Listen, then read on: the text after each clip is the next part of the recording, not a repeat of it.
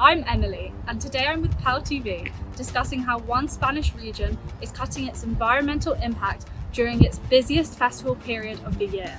Valencia is one of Spain's top tourist destinations, and this is set to increase due to its new title of European Green Capital 2024. This title was given to the city by the European Commission due to its beautiful green spaces and its commitment to reducing environmental damage. However, there is one significant challenge to this goal: the Festival of Fallas. To hear more about the cultural significance of this festival and the environmental impact, we have been speaking to the Friends of the Earth Valencia. So we are trying to raise awareness about all these issues, not only about fires, but about everything in our society. We lead several projects in the city, planting some trees in a degraded area. For many in Valencia, Fallas is one of the most exciting periods in the calendar. Originally what started as a 16th century festival marking the beginning of spring and celebrating Saint Joseph, the woodworking saint, has now become a huge cultural phenomenon and a major tourist attraction. In fact, more than 1 million people visited Valencia this year, including me. The festival is very much focused on art and craftsmanship, and there are metre-high sculptures called ninots which fill the streets. These often contain political and satirical messages, and they are burnt at the end of the festival. As well as this, another key aspect is the massive fireworks show every day at 2 p.m. called mascletas. However, for many, the increasing size and scale of the festival is not entirely positive. It has turned into, unfortunately, a very touristic and exploitative party for foreigners. Like, people in Valencia cannot be in the city anymore during Fallas. They have to flee somewhere because it's so loud.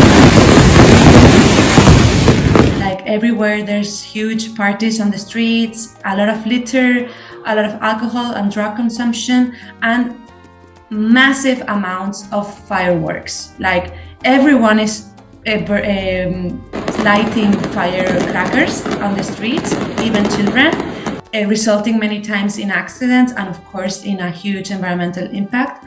So we are seeing how step by step it has become a tourist party and a tourist trap rather than a local party for the people in Valencia. There are many layers of the environmental impact. The most obvious is to burn plastic in the 21st century. Like, no one would agree if we put a pile of plastic trash in the middle of the street and we set fire on it, right? Because it's ugly.